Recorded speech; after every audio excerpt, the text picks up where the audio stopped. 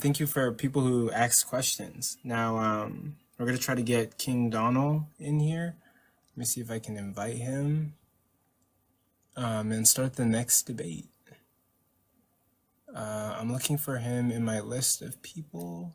Let me send him an invite. Bear with me, guys. King. Guys, like in May the 4th, we got Coco in his beautiful Finn cosplay. I love the me with this Everyone's bootleg. A bootleg Star Trooper mask that I made in 5 minutes. Great. Thanks, buddy. Yep. Jeff4truth, thank you for being here. How are you feeling about the next debate, which is, have biblical prophecies been fulfilled, or did Jesus fulfill any prophecies? I feel great about it. Absolutely. I have to be here. Just so you know, Kingdonel and I have debated before, so we're familiar with each other. Okay. So this is going to be it's a rivalry, and there's going to be some contention. They're connected by the Force, I see. Yeah, absolutely. They're like they're water and ice, or they're fire. The light side and the dark side. Yeah, that. But now we have Kingdonel up here. Thank you for coming, Kingdonel. It's an honor to host this debate with you and Jeff4truth. The topic is going to be, have biblical prophecies been fulfilled, or did Jesus fulfill any prophecies? Kingdonel, you think yes, so you're the affirmative. Hey, that wasn't the debate topic, brother. What do you mean? The virgin birth in Isaiah 53. Oh no, those were the prophecies that you guys agreed on. But the overall debate topic was, have biblical prophecies been fulfilled? But you guys agreed to 3 prophecies.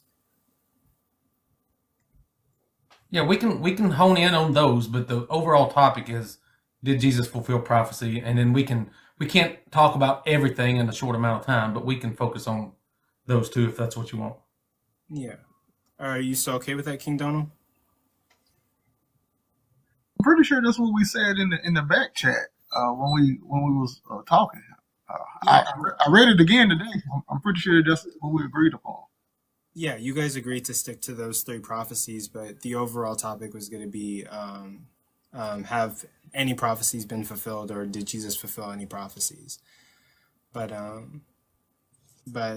if that's okay, we can move on to, you're gonna start your opening statement, which is gonna be 7 minutes. You don't have to use all of it, and then Jeff will do his, then cross-examinations, then conclusions.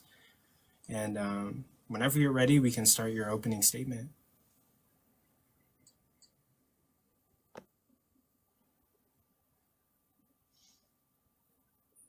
All right, and I actually only did my research dealing with the virgin birth in Isaiah 53. So I want to start off by actually showing how the prophecies themselves, how they coexist and how they actually piggyback off one another, showing that the Messiah indeed went through a virgin birth, and he was the one prophesied in as the suffering servant. So once we go to Genesis 3:16, it states, "And I will put enmity between thee and the woman, and between thy seed and her seed. He shall watch against thy head, and thou shalt watch against his heel." So according to Moses, the first introduction is the her seed. Okay, so now it's excluding the man here. Genesis 3:16 excluded the man. It went straight to the woman and said her seed. So once I go to Isaiah 7:14, which is another prophet that came after Moses, this is how Isaiah 7:14 piggyback off of that same subject.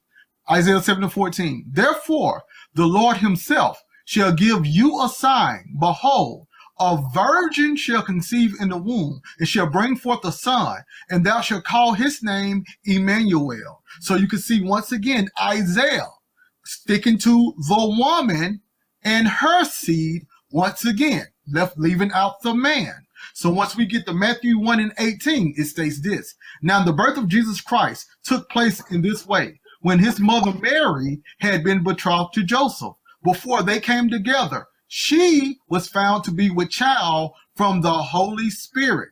She will bear a son. This is Matthew 1, 21 through 23. She will bear a son, and you shall call his name Jesus, for he will save his people from their sins. All this took place to fulfill what the Lord has spoken by the prophet. Behold, the virgin shall conceive and bear a son, and they shall call his name Emmanuel, which means God with us. So you see, once again, dealing with Mary. Mary is included, Joseph is excluded, going through the theme of her seed got to produce this child. Now, as we go venture on from the prophets to find out more about this child that was going to come from her seed, excluding a man, in Isaiah 9, it says this, starting in verse 6 and 7. For to us a child is born, to us a son is given, and the government will be on his shoulders. His name will be called Wonderful, Counselor, Mighty God, Everlasting Father, the Prince of Peace. Of the increase of his government and of peace, there shall be no end on David's throne and on his kingdom to establish it, to uphold it with justice and with righteousness from that time on, even forever. The zeal of Yahweh of armies will perform this, according to the Dead Sea Scroll. So we find out that this child is going to be born and given, and that given child to the nation of Israel, the increase of his government and peace shall be no end. So he has an everlasting increasing government, and that government is going to be of peace. David spoke about this same individual, so you can know, because this is David's throne. So he spoke about this same individual in the book of Psalms. Psalms 2, 7 through 9 states this, declaring the ordinance of the Lord. The Lord said to me, thou art my son. Today I have begotten thee. Ask of me, and I will give thee the heathen for thine inheritance, and the ends of the earth for thy possession. Thou shalt rule them with a rod of iron, and shalt dash them into pieces as a potter's vessel. So we find out that this son has the inheritance of the heathen, and all of the ends of the earth was going to be his possession that he could rule over, aka the increase of his government shall be no end. So once we get to Isaiah 53 now, speaking on this same individual, this same son, when he grew up as a man, this is what's going on. Isaiah 53 and 12. Therefore he shall inherit many, and he shall divide the spoils of the mighty, because his soul was delivered to death. And you can read further on, but we see that the promise of the inheritance of many to that son who government is never going to have an end, this is the connection. So now, once we go to Psalms 22, speaking about how this individual was going to get this government, and which increases, Psalms 22 and 7, and they, all that saw me, mocked me. They spoke with their lips. They shook their head. He hoped in the Lord. Let him deliver him. Verse 16. For many dogs have compassed me. The assembly of the wicked doers beset me. They pierced my hands and my feet. According to Isaiah 53 and 8, in his humiliation, his judgment was taken away. Who shall declare his generation? For his life is taken away from the earth because of the iniquities of my people. He was led to death. Now Daniel speaks on this same person who went through this humiliation, whose judgment was taken away. Daniel 9:26. And after 62 weeks, the anointed one, we know the anointed one means Christ, Messiah. The anointed one shall be destroyed, and there is no judgment in him. See, Isaiah 53 said, who's going to declare his generation? And he said that individual was going to go through the humiliation, and his judgment was going to be taken away. And Daniel piggybacks on that, talking about how the anointed one was destroyed and there was no judgment in him, aka it was taken away. So as I finish up, Matthew 27 and 30, dealing with the Messiah, and they spit on him. Verse 31, they mocked him and led him away to crucify him. Verse 43, he trusts in God. Let God deliver him. Verse 50, and Jesus cried out again with a loud voice and yielded up his spirit. But we find out after the humiliation, after the death, that son who becomes a man would gain the authority. He would gain the possession of the nations. So after Christ died and resurrected, he made this statement in Matthew 28 and 18. And Jesus came and said to them, all authority in heaven and on earth has been given to me. All of it goes back, all of it piggybacks off of one another. It all makes sense. Thank you. Thank you. And I guess you're ceding the rest of your time. How much time was left, Dream of Dawn? 5 seconds, so he did that perfectly. That was a really good opener. And now we're going to hear Jeff4truth's opener. You get 7 minutes, and the time starts as soon as you say your first word, and Dream of Dawn will keep time. All right. It is my position that there has never been a prophet and that all prophecy is a scam. In this debate, I will demonstrate how people have deceived others with an ancient art of deception that we call prophecy. No one has ever accurately predicted the future through divine revelation. There are two main methods people use to deceive others into believing in prophecy. The first method is to write about something that already happened, but pretend it was predicted by a prophet who lived before the event. This is how most prophecy is written in the Old Testament. Isaiah did not predict the Babylonian captivity. Isaiah was written after the events it describes. The same is true for Jeremiah, Ezekiel, Daniel, and every other so-called prophet. The same is true for Jesus. Jesus did not predict the destruction of the Jewish temple in 70 CE. The Christian Gospels were written after the temple was destroyed, and they lied about Jesus predicting the events. You can learn this by applying rational thinking to the actual evidence for the origins of these writings. There is no evidence that any biblical writing was written before the events being predicted, and it is foolish to presume divine revelation when all the evidence shows that people are willing to lie in order to convince you that their God is real. The second method of prophetic deception is to simply interpret a previous writing to be about your agenda, when the original writing had nothing to do with your interpretation. This is the method used for 100% of all prophecies attributed to Jesus. There is no Old Testament prophecy at all that predicted anything about Jesus. Every single prophecy that you have been told was about Jesus was originally about something totally different, and many of them were not even written as prophecies at all. For example, Isaiah 53 says, "Who has believed our message? To whom has Yahweh's arm been revealed? For he grew up before him as a tender plant and as a root out of dry ground. He was despised and rejected by men, a man of suffering and acquainted with disease. He has borne our sickness and carried our suffering." Isaiah 53 is clearly written about someone who suffered in the past and not as a prediction of a future suffering Messiah. The context around Isaiah 53 is all about the past suffering of God's servant Israel in Babylon. But Christians just reinterpret Isaiah 53 to be about the suffering of Jesus rather than the past suffering of Israel. Matthew 2 quotes Micah 5 to suggest the Messiah was prophesied to be born in Bethlehem, but the context of Micah 5 exposes this deception. Micah 1 says the word of the Lord came during the reigns of Jotham, Ahaz, and Hezekiah concerning Samaria and Jerusalem. Micah 5:3 says Israel will be abandoned until the time when she who is in labor bears a son. So the woman was already in labor and a son was about to be born, according to Micah. Micah 5:5 says, "He, the ruler who comes out of Bethlehem, will be our peace when Assyria invades our land." Micah 5:6 says, "He will deliver us from the Assyrians when they invade our land." Jesus did not deliver Israel from Assyrian invasion, but Hezekiah did. Micah 5 is talking about Hezekiah, not Jesus. Matthew also says Jesus was born miraculously from a virgin mother in order to fulfill a prophecy from Isaiah 7:14, but the context of Isaiah 7 and 8 exposes the error. Isaiah 7:16 says, "Before the child knows to refuse evil and choose good, the land whose two kings you abhor will be forsaken." In Isaiah 8:3, a son is born, and verse 4 says, "Before the child knows how to say father or mother, the riches of Damascus and the plunder of Samaria will be carried away by the king of Assyria. So we have the prophecy and fulfillment in Isaiah 7 and 8, and it is not remotely about Jesus in any way. It was not even about a miraculous virgin birth. The prophecy was about how young the boy would be when God gave victory to King Ahaz over his enemies.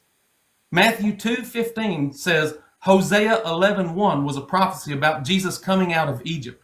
But Hosea 11:1 actually says, when Israel was a child, I loved him and I called my son out of Egypt.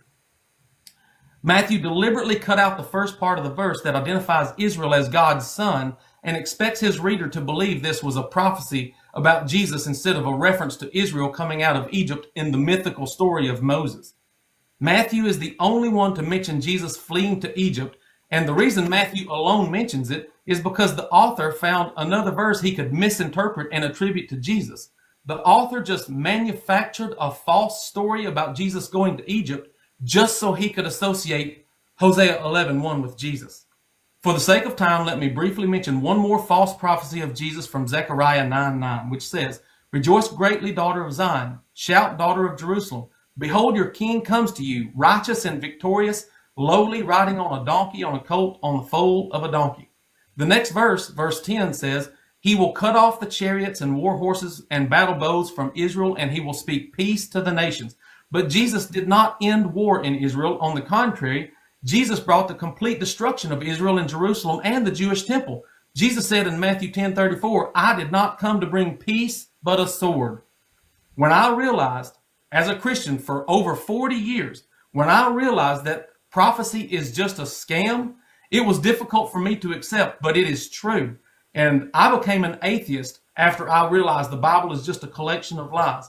And I'm here to offer my services to anyone who is struggling to accept the reality that the Bible is not true and that the God you believe in was just created by men. Okay, and with that, I think Jeff is ceding his time. How much more time do we have, Dream of Dawn? We had 50 seconds left, so almost a full minute. Good job, both participants, for having really timely opening statements. So now we're going to move on to cross-examination, where the affirmative is going to do their first round, 5-minute cross-examination. During this time, Kingdonel, it's your time to ask Jeff4truth questions and try to solidify your point, but delegitimize his point. Your 5-minute cross-examination will happen as soon as you say your first word, and Dream of Dawn will keep time. Hey, Jeff, so before we get into Isaiah 53 and the prophecies, in Numbers 12 and verse 8, when the Lord is explaining that with Moses, he's going to speak mouth to mouth and not in riddles. But the other prophets didn't get the mouth to mouth, meaning they got the riddles. Do you agree or disagree that some of the quote unquote prophets spoke in riddles? I'm not aware of any riddles in the Bible. Okay, so even though Moses, this is another question. So even though Moses explained some of the prophets are going to get riddles, you don't comprehend, or you did not know that information? I'm not aware of any riddles in the Bible. Okay, thank you. So now we know that you don't understand how Moses said some of the prophets are supposed to be understood. So now here will be another question. The things that you are taking hyper literal to say that these things happened in the past, are they coming from some of the quote unquote prophets that Moses said was going to get riddles? Are you suggesting that God speaks deliberately confusing so people don't understand? I'm sure you can't answer a question with a question. I don't know who. I don't think anybody prophesied. I don't believe in prophets. I believe in humans who lie and write books. Okay, so even if you don't believe in prophets, the ones that's named prophets, you don't got to believe they're prophets or not. The ones that's named prophets, was it already demonstrated in Torah that those individuals named prophets, regardless if you believe them or not, was going to get riddles that you are taking hyper literal? I'm not even familiar with Numbers chapter 12, whatever it talks about riddles. So if we're going to talk about Numbers 12, we need to read Numbers 12. Okay, I have already read it. Okay, so let me go to Isaiah 53 now. So the part in Isaiah 53 that said that he would be led to his death, is that written that happened to whom we call Jesus the Christ? Yeah, that's what's written in the story. Yeah. Okay. Do they call Isaiah a prophet? Yeah, they call Isaiah a prophet. Yeah. Okay, bet. Okay, so you said that Isaiah 53 is not written about Jesus. So let me ask another thing about Jesus then. Isaiah 53 said that after his death, that this servant would inherit many.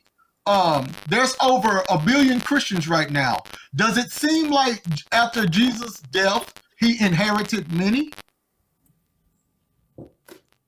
I can't testify that Jesus received anything. Okay, let me ask the question again. We have over 1 billion Christians now after Jesus died. So even if you don't believe the narrative, does the narrative show that after Jesus died, he inherited many? No, dead people don't receive inheritances. Okay, bet. So we're going to say that even though there's 1 billion Christians, Jesus didn't inherit nobody. Okay, so now let's people don't receive inheritances. Okay, I got you. So now Isaiah 53:5 says that, let me quote it, and he was pierced for our transgressions, out of the ESV. Was Jesus pierced because of Israel's hatred? Not in the past before Isaiah was written, because it says he was pierced, not he's going to be pierced. Well, you have already understood. You have already said that you didn't even know that they wrote in riddles. So I don't know why you're quoting that. What I'm asking is that it says in Isaiah 53:5, he was pierced for our transgressions. Is there anywhere found in our Bible that a Jesus was pierced for the hatred of Israel? Well, it doesn't say for the hatred of Israel, but the Bible, New Testament, does say Jesus was pierced. Okay, thank you. So now that's, once again, Isaiah was written before the New Testament. Here's the last thing. It was prophesied that Jerusalem was going to be destroyed. Did Jerusalem get destroyed? Which prophecy are you talking about? Any of them. Israel was destroyed, but I'm not aware of the prophecy that you're referring to in the Old Testament. Gonna have to cut you off there. We are out of time. That would be the end of that cross-examination period. Now it's going to be Jeff's 5-minute cross-examination period. Jeff, during this time, you can ask questions in order to legitimize your point of view or delegitimize your opponent's point of view. Your 5 minutes will start when you say your first word, and it's going to be timed by Dream of Dawn. All right, Donnell, is it possible to write a fictional story based off of things that were written in the past? Yes, sir. Is it possible that the New Testament was written as a fictional story by using the Old Testament as its model? No, sir, because the things of the New Testament has been quoted to have happened through history, throughout historians. No, the Bible is not. The New Testament events are not corroborated or verified through history, just as a point of record. So, is it more likely that God used to perform miracles and talk to people overtly and perform, overt signs of miracles, or is it more likely that people wrote fictional stories about God performing miracles and speaking to people? Well, since it still happens today, I would say that it's very plausible that it happened back then as well, because it still happens today. Who does God speak to today? If you actually go to YouTube, you can actually do this on your own. You will see a plethora, thousands and thousands of videos in which people who had went through near-death experiences have spoken to Christ, have spoken to the Father, as well as people who have been converted over into Christianity from different religions have said that they have heard from Christ or the Father. Okay, God just came to me and he told me that he never spoke to anybody in the past. Now, do you believe what I just said? Well, first of all, if God came and spoke to you, that would actually defeat your whole purpose that God doesn't come and speak to people. So I think that doesn't even make sense, Jeff. Okay, I'm making a point here. Do you, just because someone says that they spoke to God or heard from God, do you just automatically believe when people say they talk to God? Jeff, I don't believe that thousands of people are lying in order for you to feel good. So, are you aware that Christians are constantly saying that Jesus is going to return any day now? Yes, sir. Do you believe God spoke to them? I believe God has spoken to them in their life. It doesn't matter if they're confused about eschatology or not. Okay, so just for the record, everyone, Kingdonel and I both agree that Jesus is not going to be coming back in the future.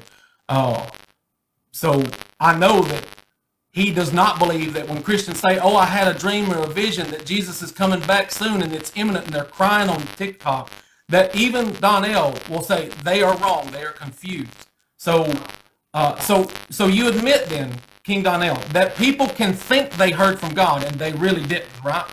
Well, you just misrepresented me. The Lord can show them anything that the Lord wants to show them at that time. Everything is done in order, so there's still time for them to actually understand more and more what's going on. So yes, I would say it's infallible that the Lord indeed is still talking to anybody that he want to talk to and show them anything he want to show them at that time. Okay, so when someone gets on TikTok and cries and said they had a dream last night and Jesus came to them in a vision and said that he was coming very soon, do you believe that person actually spoke to God or that they imagined that? Yes, I believe God works through dreams, so they indeed spoke to him and he showed them exactly what they needed to see at that time. Because some people don't need eschatology. Some people need something to Okay, that's enough. I'm running out of time. So do you believe God deliberately confuses people and says things that are not true? It's not a confusion. If he comes to someone and says, you better get scared because I'm coming soon to burn the world with fire, and if that's not what he's really going to do, that means God is a liar. Well, that's your take, and you're trying to explain how you feel about God. That's just your take, Jeff. That ain't everybody. You would take it that way too, because do you believe Jesus is ever going to come back in the future, Donnell? I believe that Christ comes in everybody's, when people are just ready for Christ, I believe he comes for them. Do you believe Jesus is literally going to come in the sky so that people see him with their physical eyes and he's going to burn the earth with fire? Okay, see, that's a different question from what you just stated. I believe all biblical prophecies have been fulfilled. Okay, so when a person says, Jesus came to me in a dream and told me that he's coming very soon to burn the earth with fire, would you admit that this person did not hear from God but convinced himself that or imagined it? No, Jeff. I would say that the Lord is meeting them where they are at the moment, Jeff. Okay. How much time? 5 seconds? 4 seconds? All right, we're done. Okay. With that, that will end the first cross-examination period. We're now going to move into the second round cross-examination period. King Donnell, just like the first round, you're going to have, let me check. My brain is like terrible. Should be 5 minutes, right? Yeah, 5 minutes for your cross-examination period. Ask questions to legitimize your position, but delegitimize your opponents. The 5 minutes will start whenever you say your first word, and Dream of Dawn will keep time. Before we start, just remember, guys, keep tapping that like, okay? We need to get this out to as many people as possible to inflate Finn's ego. Oh, Anyway. absolutely. I'm good when you are, so first word, and I'll start the timer. Okay, thank you. So I'm going to read John 20 and 29. Jesus said to him, "Have you believed because you have seen me? Blessed are those who have not seen and yet have believed." What does that mean to you, Jeff? That you're supposed to believe without evidence, which is a scam. Okay, thank you. So that's one. So now, when we have in the Bible that Christ stated all of the prophecies in the Bible was going to be fulfilled by the destruction of Jerusalem 70 AD. If it's a sham, which prophecy wasn't fulfilled by that time? Well, off the top of my head, I can go to Jeremiah 33, which says David will never cease to have a king sitting on the throne, and the Levites will never cease to offer animal sacrifices continually. So Jeremiah 33 is one. Zechariah 12 or 14 somewhere says, whoever does not come to Israel and worship at the Feast of Booths, God will withhold rain from that country so that they starve to death. That has not happened. Okay, so now, as you already stated that you don't understand prophetic riddles, was there a curse that came after that prophecy in Jeremiah that caused the lineage, the earthly lineage of David to cease on reigning on the throne? So I know you're referring to, the curse. Oh shoot, what's his name? Jeconiah, yeah. So God lied then. So God said David would never cease to have a king sitting on the throne, and then turns out God was wrong. So your first premise, let me get this right. Your first premise was that was a failed prophecy. But then once we show that the curse stopped that prophecy, now it's not a failed prophecy. God is wrong. That's what you're saying, correct? So is God all-knowing or not? Well, I'm asking you, is that what you said? So I'm saying that the Bible is not the infallible word of God, so it's got contradictions all throughout it. So when God says that David will never cease to have a king sitting on the throne, and then he says, "Oh, change my mind. Now no Davidic king will sit on the throne." Okay, so now once again, so we just proved what you just stated. It's not biblical because we can see when the prophecy actually stopped. So now here's Zechariah 14. You said that all people were supposed to be coming up to Jerusalem to worship the Lord. Does it also say to keep the Feast of Tabernacles in there? It says whoever doesn't come to Jerusalem and worship at the Feast of Booths, God will withhold rain so that they die or starve. Okay, thank you. Jeff, is the Feast of Booths, is that the old covenant tradition or a new covenant tradition? It's a Jewish tradition. It's Old Testament Jewish. All right, so Old Testament, Old Covenant. Okay, so Jeff, if we are in the New Covenant and you try to use something as the Old Covenant, does that mean it still should go on or it doesn't go on, Jeff? Well, the Old Covenant said that his laws and his feast days should be observed forever throughout all generations. That's what the Old Testament says. Okay, so the Hebrew word for forever is olam. Jeff, does the word olam means forever, not ending, or it means a long time? It can probably be used in different ways, but I would say it just means for a long time in general. Okay, thank you. So was it did they have the laws and the feast days for a long time? But he said for all generations. He didn't just say for olam. He said for all generations. Well, olam and all generations cannot be separated, or do you say they can be separated? Yeah, they're different. Yeah, they're different. Okay, bet, even though he said it in the same pretense. Okay, so now let's keep going on then, Jeff. Is there any other prophecies that spoke of Jesus that you say doesn't actually deal with Jesus? Can you give us an example of that prophecy again? Well, I mean, Isaiah 7:14, or Isaiah 7:14 or Isaiah 53. Okay, bet. Isaiah 7. Neither one of them are about Jesus. Okay, Isaiah 7:14 states that a virgin is going to conceive and bear a son. Did that happen in the New Testament? In the fictional story, sure. Okay, but it happened, no matter if it's a fictional story or not. So now, can we apply that to Jesus, even if it's a fictional story? It was applied to Jesus as a fictional story, yes. Okay, thank you. My time is over. Are you ceding the rest of your time? Oh yeah, I only had like 3 seconds left. I'm taking time. I'm taking the time as well. Didn't want those 3 valuable seconds? No, I think I did enough. Okay, and with that, we're going to move on to Jeff4truth. It's your second round, 5-minute cross-examination. Ask questions to legitimize your position, delegitimize your opponent. It'll start whenever you say your first word, timed by Dream of Dawn. Okay, so since we're in Isaiah 7, Isaiah 7:14 says, "Therefore the Lord himself will give you a sign. A virgin will conceive and give birth to a son, and will call him Emmanuel." Was Jesus' name Emmanuel?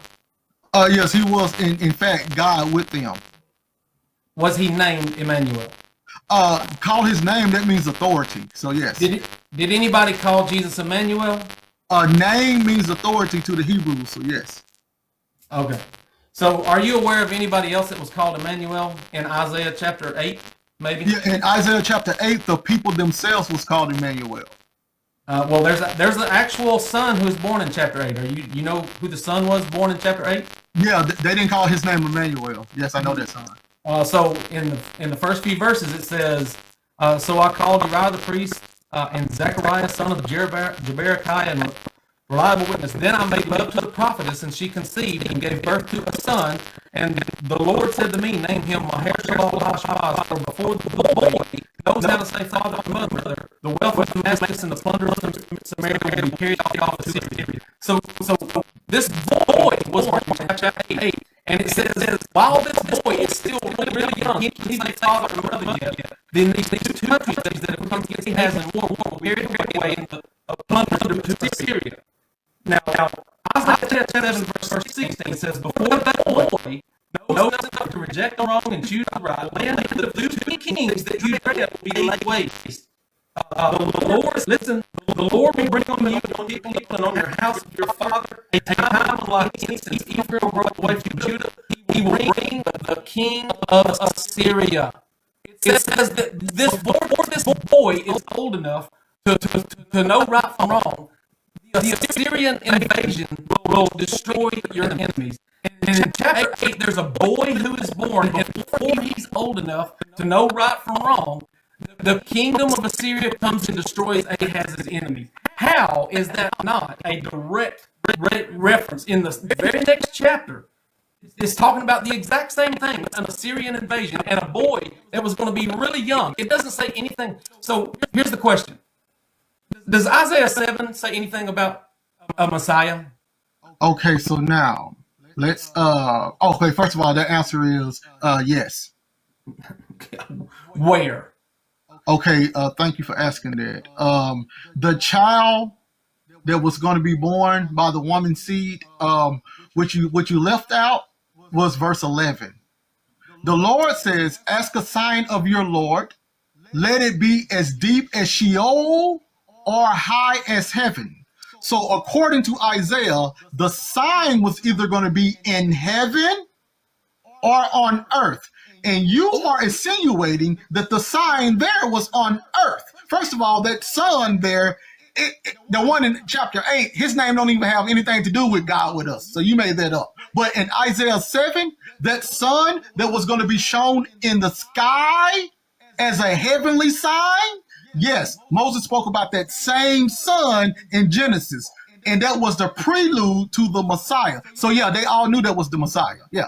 So you see how you had to run around the world. So Isaiah 7 and 8 never mentions the word Messiah. Will you admit that Isaiah 7 and 8 never uses the word Messiah? Right. Yeah. They never used the word Messiah. So you have to interject Messiah into something that's talking about. So do you understand in Isaiah 7 verse 16 it says, do you think Isaiah 7:16 is referencing the same boy that's prophesied in Isaiah 7:14, only 2 verses earlier? That boy in Isaiah 7 and 14, according to Isaiah 7 and 11, was a sign that was going to be given on earth or in heaven, Jeff. So if the sign is given in heaven, Jeff, it's not a real boy at that time, Jeff. So can Ahaz see what's going on in heaven? It wasn't said Ahaz, it said the house of David. Would you like me to read it? No. Okay. So I want you to clarify. It says in verse 16, "For before the boy," who is the boy? Is that Jesus, or is this talking about whoever is being prophesied in verse 14? The prophesied one that was going to be seen in the heavens. Okay, so this boy that is being prophesied, it says, "Before that boy knows enough to reject the wrong and choose the right, the land of the two kings you dread will be laid waste." What has that got to do with Jesus? First of all, that happened before Jesus was born. So before he was able to do all of that, that happens, Jeff. We are out of time. Okay, so that's going to conclude Jeff's 5-minute cross-examination. So now we're going to move on to closing statements.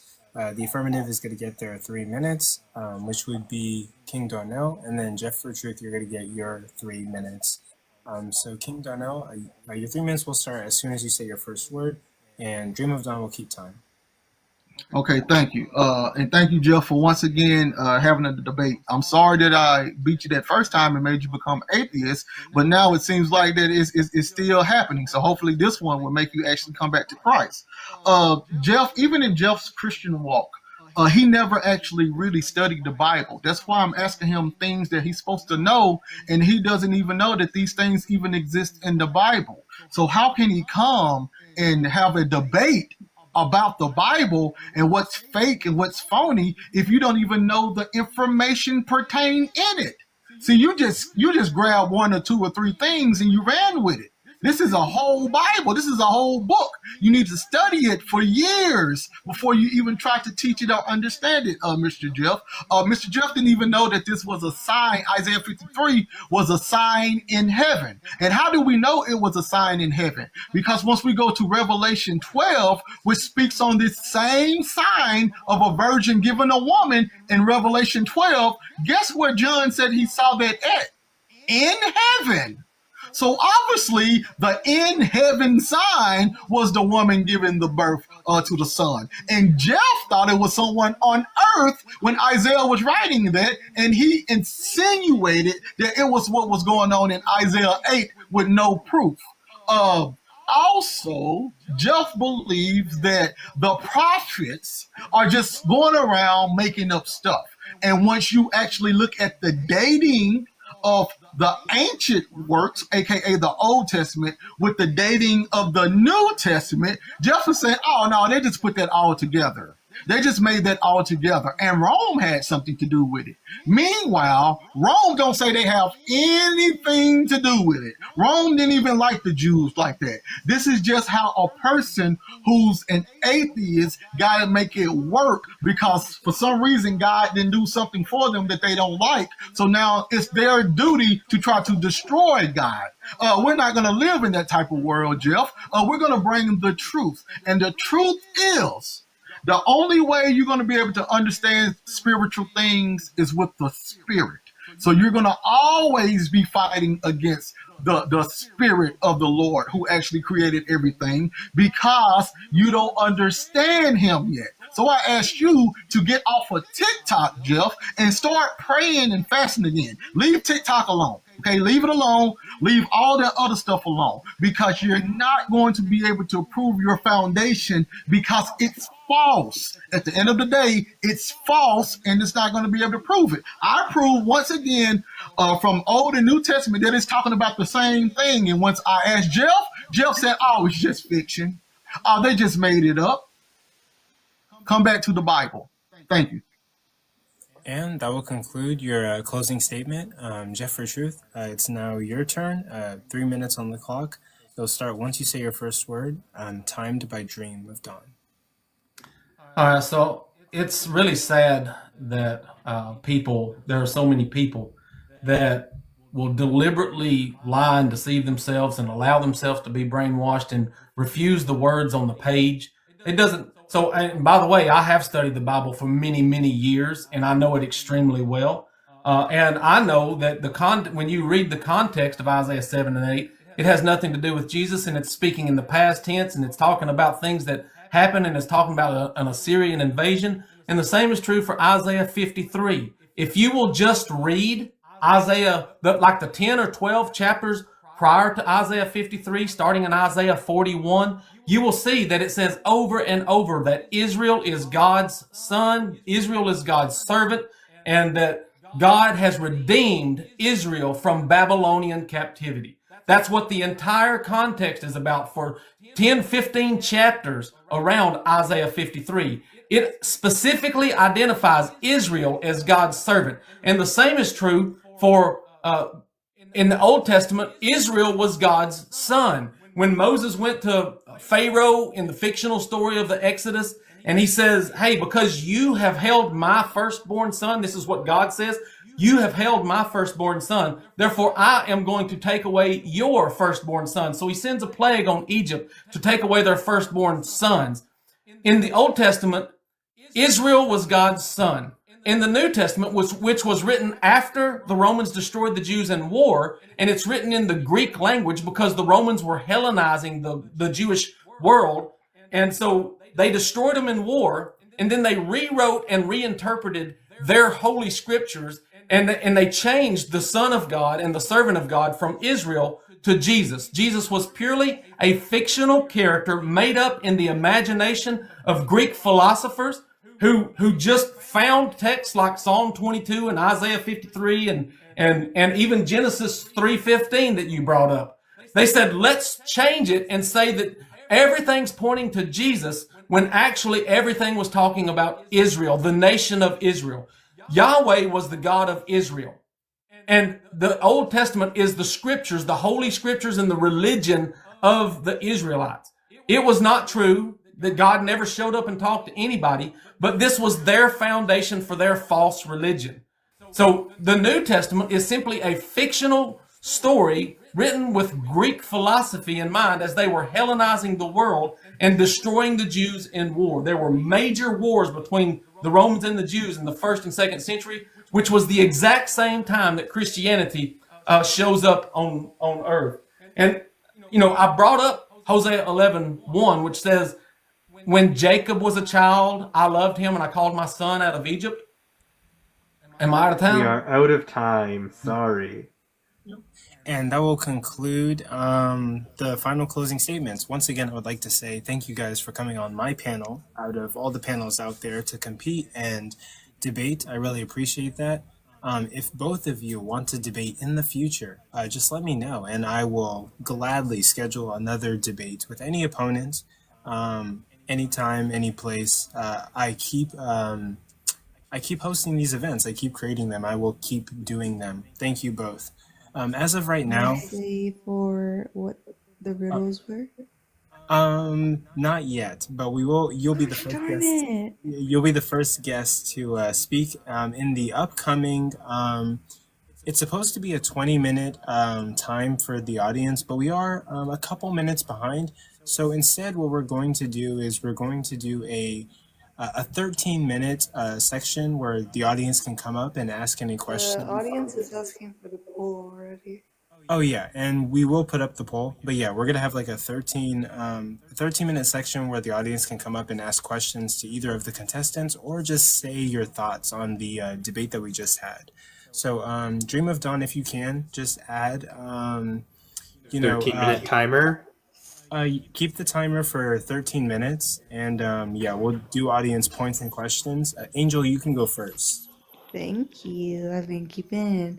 So, riddles are technically parables. I think that's what they're trying to come across, Jeff. Oh, Jeff, what do you think about that? So, the Bible also says that God is not the author of confusion. So this is what we're doing is pointing out a contradiction. If on the one hand, he says that, God speaks in, he works in mysterious ways and you can't understand what he says. And then on the other hand, he says, well, God's not the author of confusion. That's a contradiction. So God can either speak clearly and prove that he's God, or we can all interpret riddles however we want. Parables.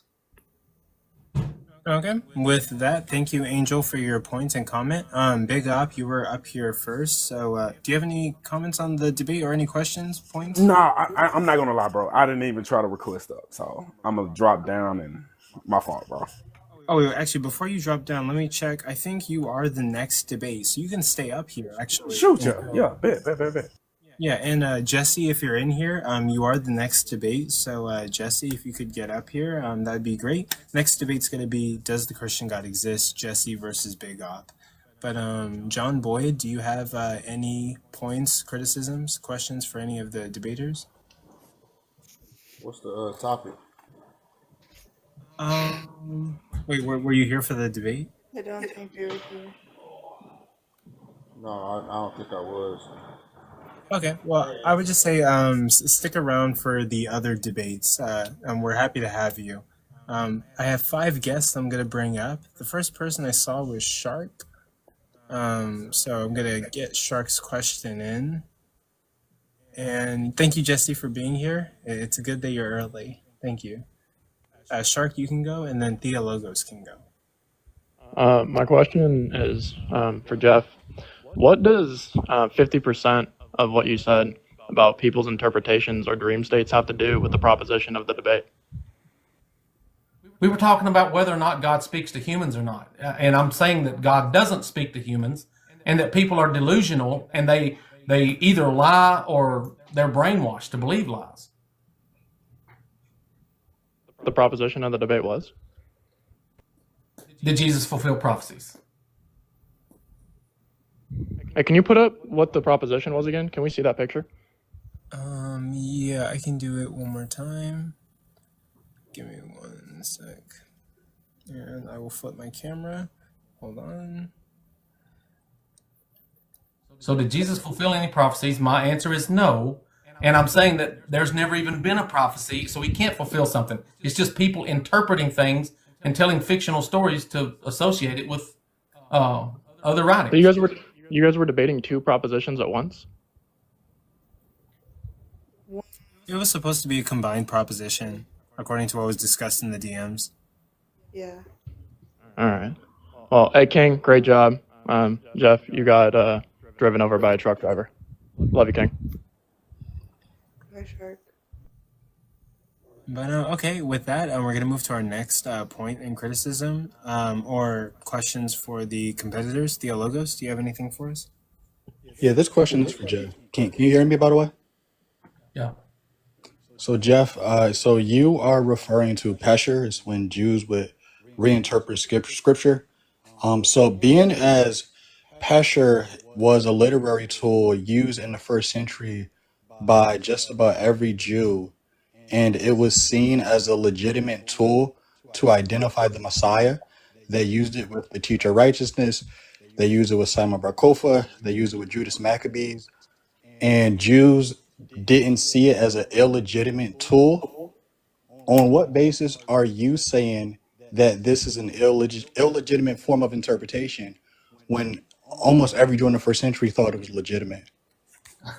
So just reinterpreting it, anything in order to fit your agenda is definitely a scam. So if God is going to predict the future, he needs to predict it in a way that people can't just interpret it however they want. Like if I say, hey, it's going to rain sometime in the future, I'm not a prophet. God didn't come to me and tell me, hey, it's going to rain sometime in the future. And then it rains sometime in the future. Oh my goodness, there's a prophet. So God has an obligation to demonstrate that he can actually predict the future, not that people can just interpret whatever he says in every single way that they want to throughout time. That is an absolute scam. I'm gonna restate my question. I'm not sure if you got the basis of it. So on what basis are you saying that this is an illegitimate form of Jewish interpretation?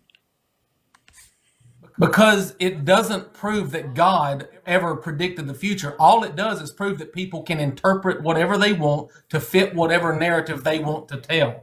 That completely destroys any ideology that God actually told people what the future is. If you think it's legitimate to just interpret things however you want, then you don't believe in prophecy either. You just believe in interpreting things to fit your agenda.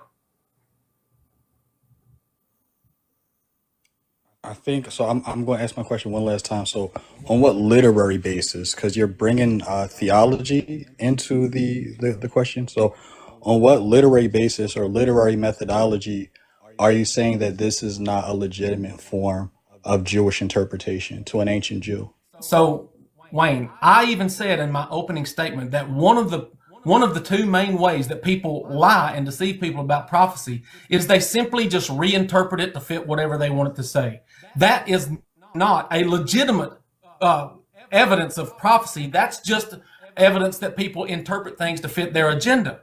So I know that's what they did. This is the primary tool that people use to say that God prophesied something, but it is an illegitimate tool when you want to say, did God actually prophesy this, or are people just lying and scamming and interpreting things to fit their agenda? Just your literary basis. I've already answered it 3 times. Okay. We can go on to the next question. Rhaegar, what do you have for us in questions, critiques, points? But thank you for being here. Sorry that I said that kind of weird. I'm trying to make a poll at the moment. No problem. Don't be a respectful host. Look, why couldn't Luke find love? He was looking at all the wrong places. Anyways, look, my question for King here was, where did you learn all of this biblical theology here, and how difficult was it searching through the verses to sort of satisfy the narrative you wanted to present here today? First, I have a library, and I study ancient Near Eastern understanding as well as the understanding for the Israelites. So I made sure I was well equipped in these areas before I actually got online and wanted to teach a Bible or anything. And getting these verses are quite easy once you surrender yourself over and let the Lord actually teach you. So I came with the understanding of the debate was going to be about one broader topic and not something as vast as all prophecies. And I got the pictures on my page to show that that's the reason why I'm debating these subjects how I am, because it was already explained that I would not have enough time, 7 minutes, to go through all of the prophecies. So I had to change up some of the things that I was doing in order for this not to seem sloppy. But this isn't my original things that I actually made for the debate. But it's pretty easy, hopefully that answered your question. Okay, with that, we can move on to the next question, Vizzy. But before we get to Vizzy, Dream of Dawn, how many more minutes do we have on the timer? All right, I'll check that in a second just because I'm getting some food. Oh, no, you're good. Okay, but yeah, Vizzy, go ahead. You're the next question. Thank you for being here, by the way. What's good? I wanted to ask King Don. So if you think Daniel 9 is about, Jesus in his time, right? Daniel 9:27 says, "For half a week, the prince will put an end to suffering." Can you tell me how? And half a week is like less than 7 days. Can you tell me how this fits with the context of Jesus in the time of Jesus, where an end to sacrifice was put for just a few years? I think you have a presupposition that 7 days is actually 7 days. Daniel's. No, I did say 7 days. Well, tell me what you said. I said it's like a few. Oh, I said it was like less than 5 days, but I know it's like years. But yeah, it's years. So it's a few years. So can you tell me how? Can you tell me how it fits in the time of Jesus, where sacrifice was put just for a few years? Okay, thank you. So now, as I was continuing to give my response, the 70 weeks of Daniel is broken down in moeds. Moeds is dealing with feast days references. So what Daniel was explaining, he's explaining the last 10 Jubilee periods in which the final judgment was going to occur, because he was in the Babylonian captivity from the first 10 Jubilee period where that judgment occurred. So the angel told him about the last 10 Jubilees. So when Christ came in speaking on proclaiming the final Jubilee in Luke chapter 4, what followed was the destruction and the killing of his saints, which Daniel proclaimed as the quote-unquote sacrifice and offerings. So the sacrifice and offerings was going to cease after the number of saints was killed. This is your Revelation chapter 6. And when that number of saints was killed, as in Revelation 6, Revelation 7 explains that the inheritance is given to those that's dead, and then judgment follows, as in Revelation 8, dealing with atonement. So to make a long story short, what Daniel was explaining is that what was going to happen during the time of the final judgment and the final atonement and the final tabernacles. And that all centered around Christ, his ministry, and what happened to the church. That's going to be the easiest way I can explain it. I don't. Yeah, that didn't really answer the question, but I'm not gonna ask any more questions. I'm just gonna give everyone else a chance. But appreciate you responding though. Okay, thank you for your question. Jesus, what question, points, critiques for both of the debaters? Yeah, so just to Jeff, so like the prompt, like specifically the prompt, right? It says, have biblical prophecies been fulfilled?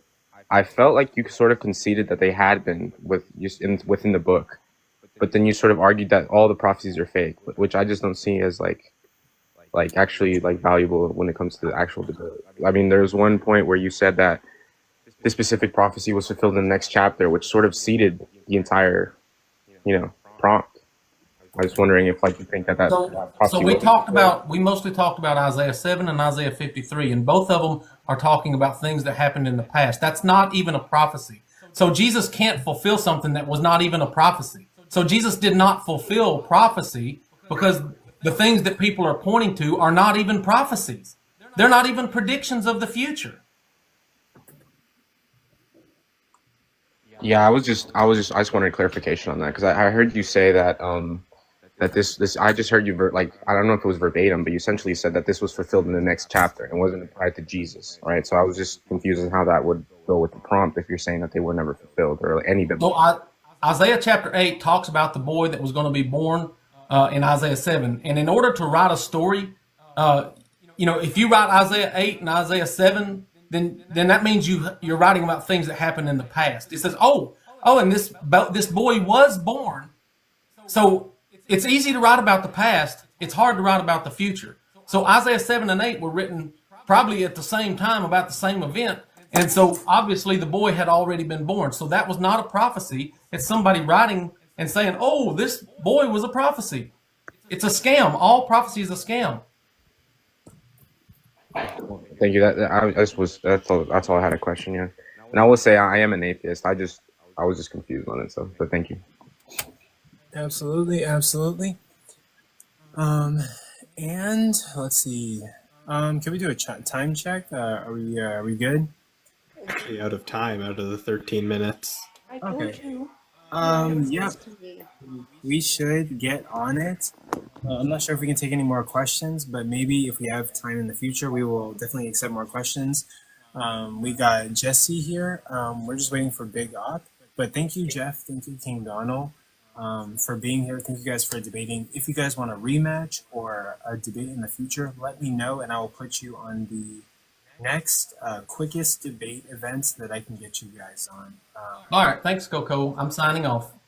Absolutely. Very, very much appreciated. We appreciate you guys.